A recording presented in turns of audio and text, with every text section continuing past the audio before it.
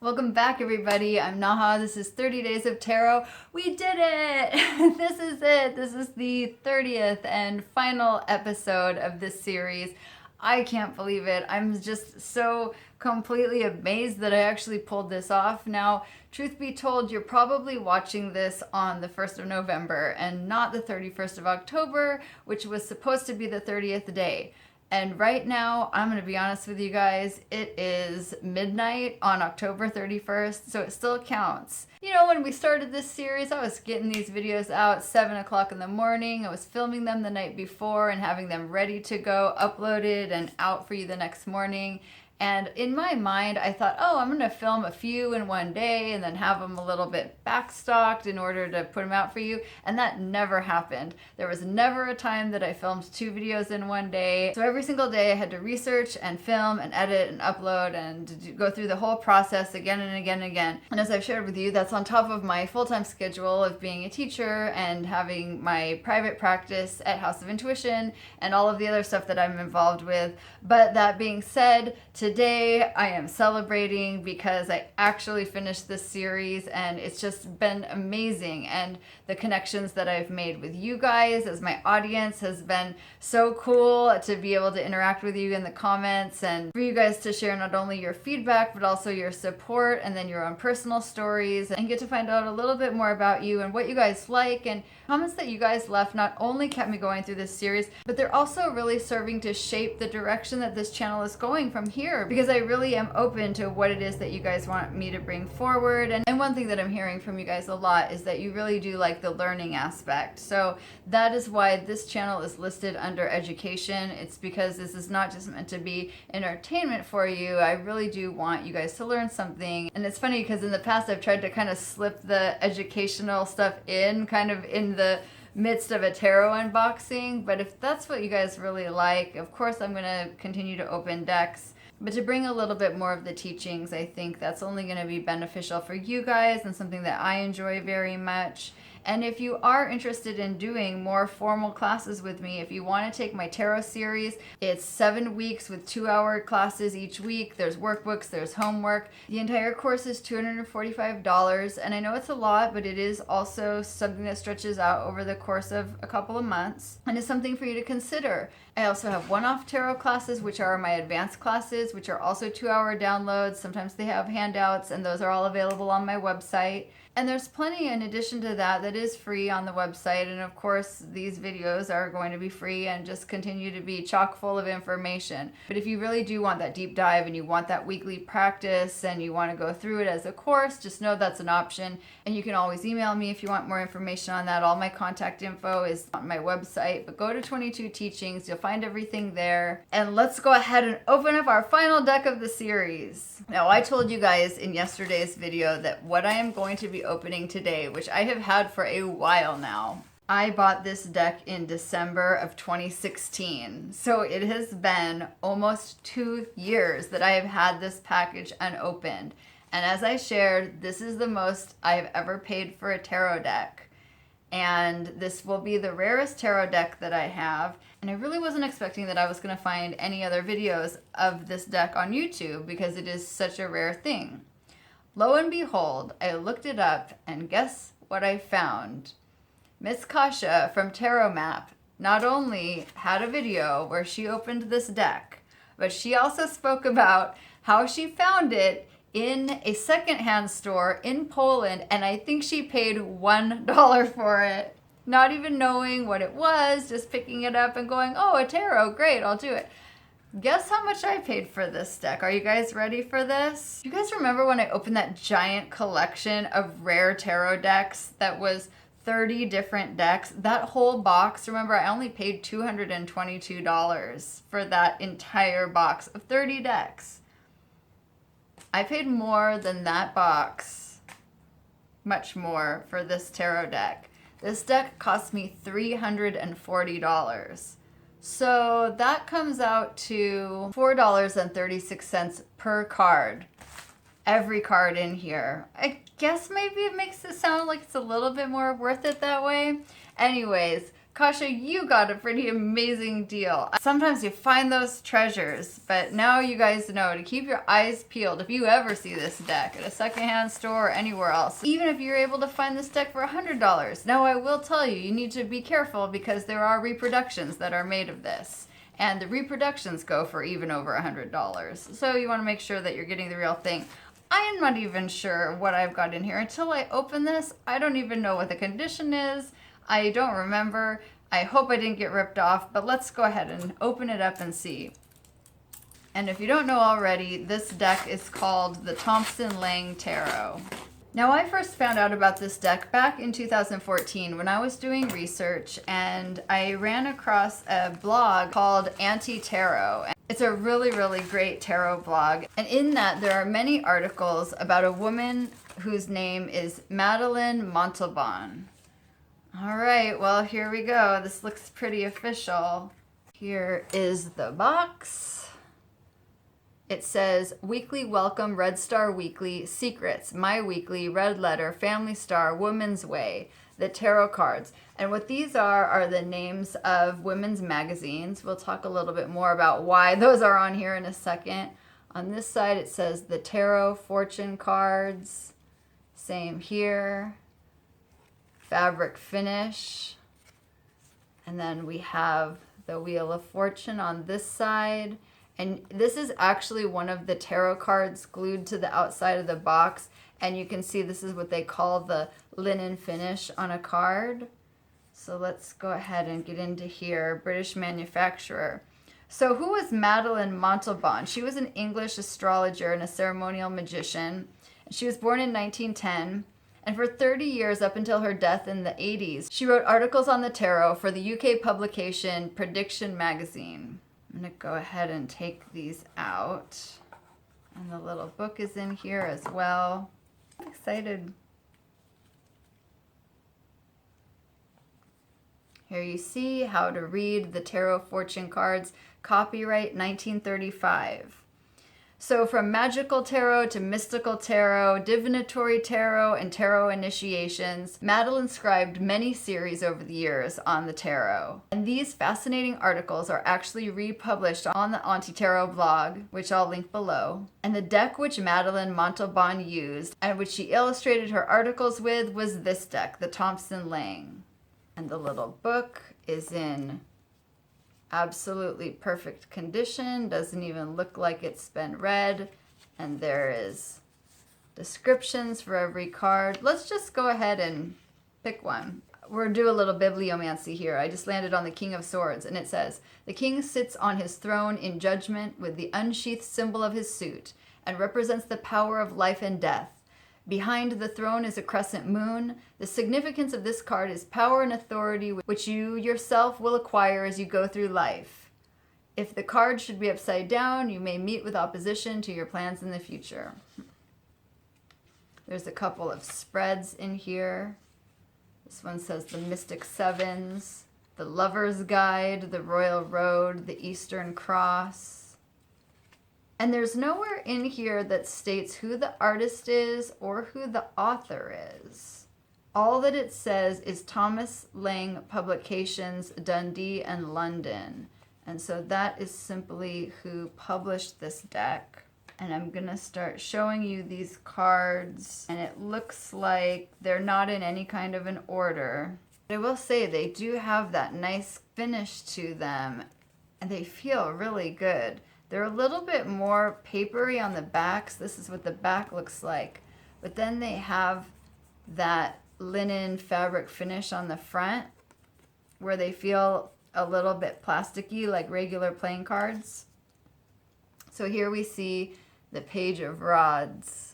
So the THOMSON-LENG deck, or the THOMSON-LENG fortune telling cards, there we see the Great Priest, or Hierophant, is named after the British magazine and book publisher THOMSON-LENG, whose company printed the cards and then gave them away free to the readers of women's magazines such as My Weekly.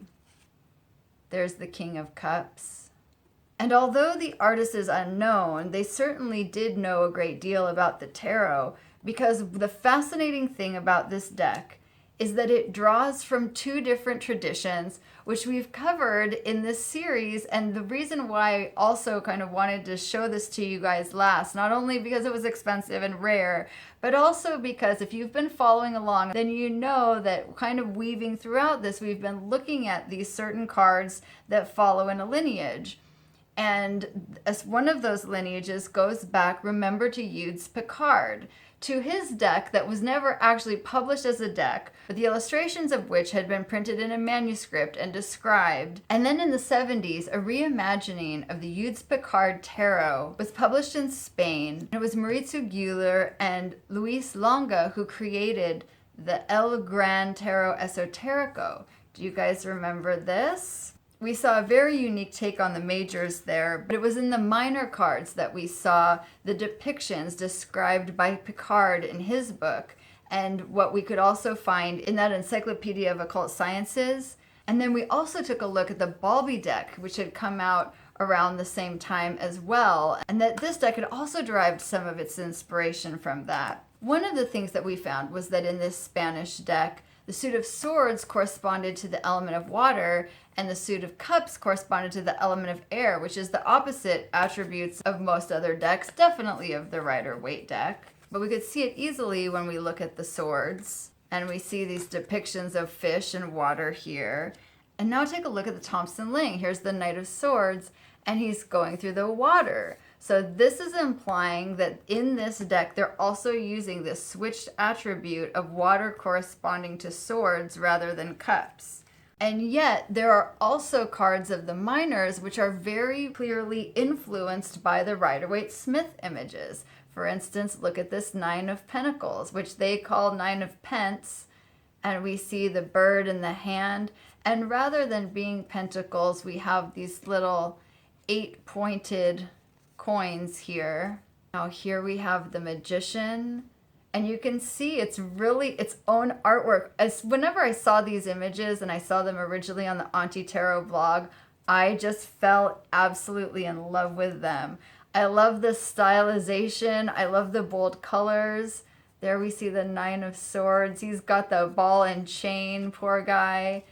And look at this fool just about to step into the mouth of this crocodile or beast here. And I remember seeing this devil, which is so good too. And just this old 1920s or 30s kind of look to this couple right here. But I love this guy. Can you imagine just being like a housewife in the 30s and getting this tarot card along with your magazine subscription? Now here's the Knight of Cups. So remember, if we saw that the Knight of Swords was going through the water, can we find an air element here on the Knight of Cups? And actually we can, because his helmet is down here and it has little wings on it.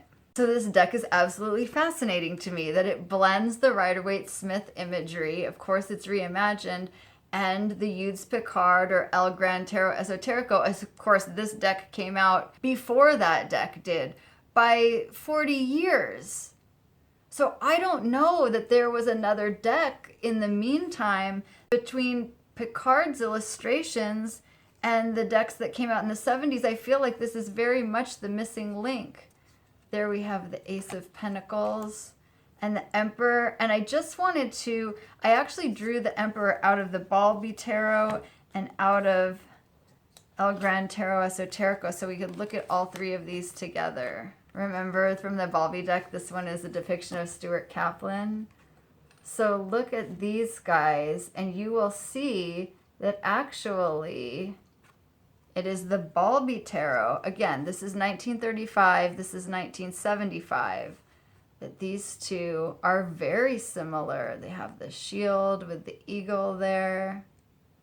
And it is kind of interesting that they're facing the same direction. They all have the staff, the scepter with the orb, a beautiful star, and she looks like a movie starlet, doesn't she?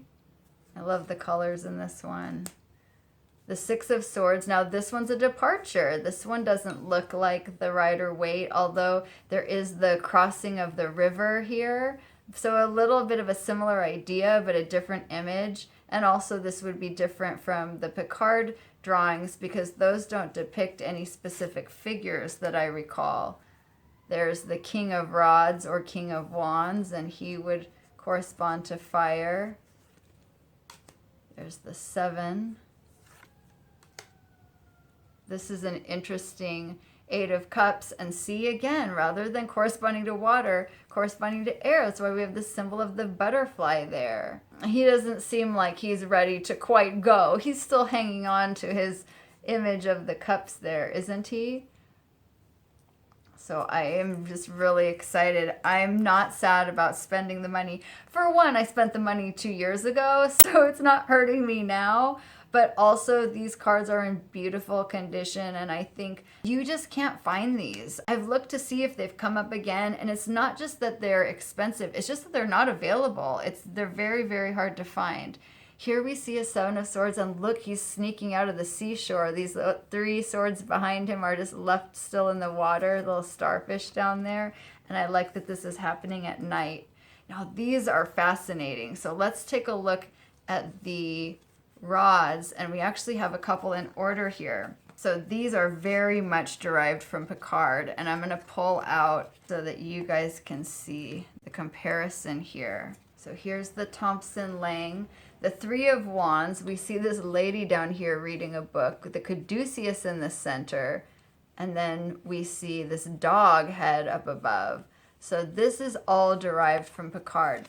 Now here is the esoterico version. So again, we see the caduceus inside the 3 staffs, and we see the dog up above.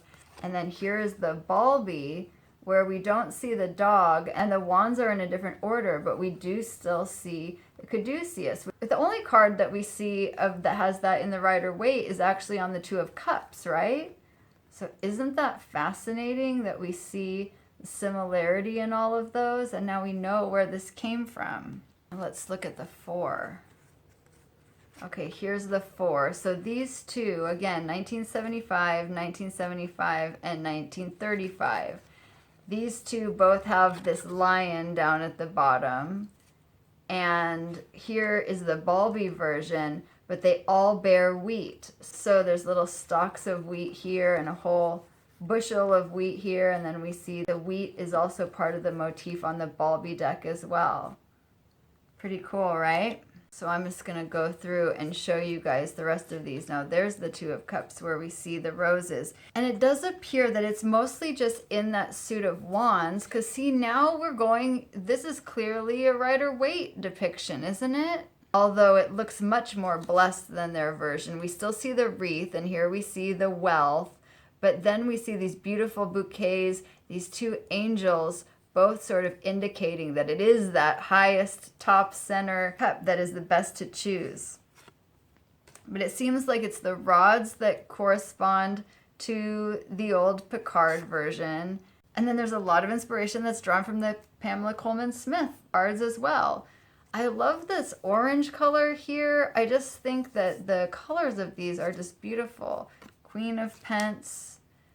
And then again, here's the Page of Swords. We normally think of swords as air, but he is here by the sea, standing on that checkerboard. I really do feel like these are something special. This is cool on the Wheel of Fortune. Rather than the 4 cherubic beasts, we just have the actual suits of the elements that they represent. So it's something to keep in mind that those 4 figures, they represent the 4 fixed signs of the zodiac, but as the 4 fixed signs, they each have an element. Scorpio's water, and Leo is fire, Taurus is earth, Aquarius is air, and then the air, fire, water, and earth also correspond to the suits. So here we just see the suits, and look at this, the little monkey that's coming down here wearing the fez. I love that. The 5 of Swords. His friends have already left the image there. Love that orange sky. And there's the Tower. This is a cool 6 of Cups with the children there. The Empress. I just think that these cards are going to be very, very fun to read. Death here drawn very much after the style of the Rider-Waite Smith. Also with the Eight of Swords. And then let's look at this Seven of Wands and see if this looks like the other two cards. Here we see Grand Esoterico, where we have the four elements and the sun peeking up.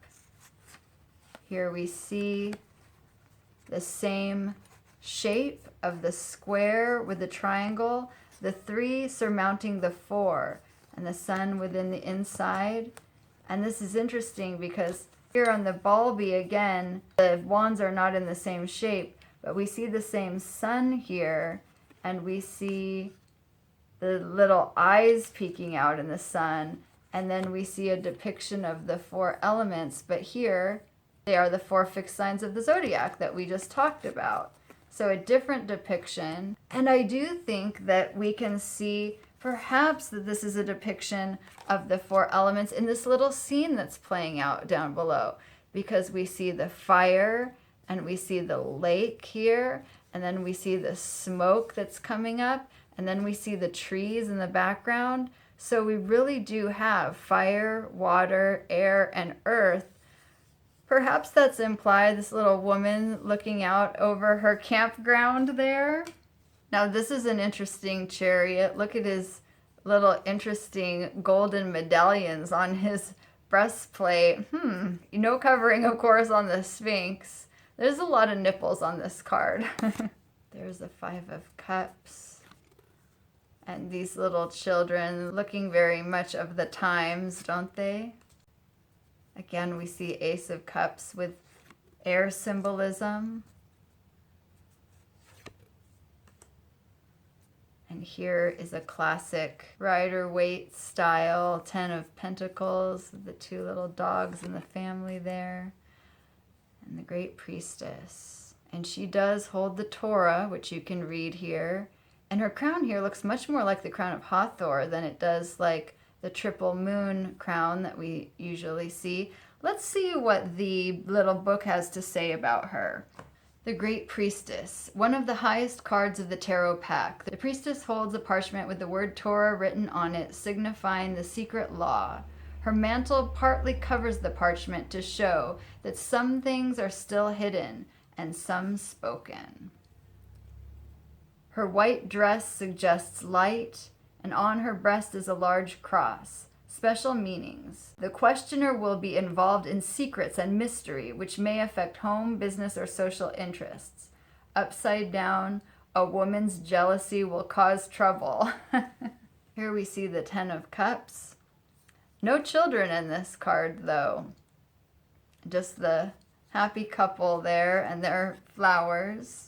It's interesting. One thing we see in this deck when they have used the Rider-Waite-Smith style imagery is that oftentimes the figures are facing a different direction. So we see them from a different angle here. It's almost making me think of the Tarot of the New Vision, where you're looking from the other angle. And we saw that also in the Five of Cups, where we were looking at the person's front instead of them looking from the back. And then here we see the Queen of Cups. Again, she has her butterfly, even though she's still by the sea. Oh, wow. The Queen here with her burning wand. Yeah, I love that. And then the Queen of Swords, the pool behind her, and the moon as well. Now, I like this. The Two of Swords kind of reminds me of that magician, the as above, so below. And she sits amongst the sea here. This beautiful sunset behind her. This guy always looking quite pleased with himself. There's the Ace of Wands, this little figure here. Four of Swords. That looks to me, it reminds me more of the Five of Wands, right? With everybody kind of fighting there. And again, here we see the Picard version where we would have the sacred geometry created out of the wands. The five above and the four below. Should we look at this one? So again, as we can expect, we will see the shapes similar in these two versions. Well, actually, it's gone from a pentagram to a pentagon, and then the departure in the Balby Tarot. But what can we see that is consistent throughout all of these? The lamp. Down at the bottom, you can see the lamp. Here, the lantern, these two lamps looking a little bit more similar to the oil lamp. And then there is the fire, which we see here down on the lamp. We see here up inside the pentagram, and we see here with these three figures seated around the fire. Well, I've got to say, you guys, I feel like this is a really great way to end the series. It's kind of an interesting sort of tie-in with some of the other things that we've looked at, and just something that you probably haven't seen before. Not the best chance that you'll be able to find an original version of this, but if you do, consider that you have a very important piece of tarot history. Like I said earlier, you can get reproductions of this deck, but just keep in mind that the reproductions are going to cost you a pretty penny as well. Love this bat there on the Ten of Swords. I don't see the body, but that is kind of foreboding, isn't it? There's our Hermit. Well, these were worth waiting for, and I feel satisfied with these as my finale deck of this series. There's the Four of Pence. Three of Swords. All right, that's a little happier depiction than we're used to seeing on that card. There's the Two of Rods, which I would guess, again, probably have some similarities to our other decks. Here we have a title card, but before we look at that, let's look at this last card. This is the Moon, Key 18, and let's compare this with the other two as well, so we can see the depictions there. With the crab, the lobster, the dogs. These two actually looking much more similar than this version here. Fantastic. And this last little card is just a little title card. Says, through all the ages, seers have sought the ways of fortune, fate, and strife.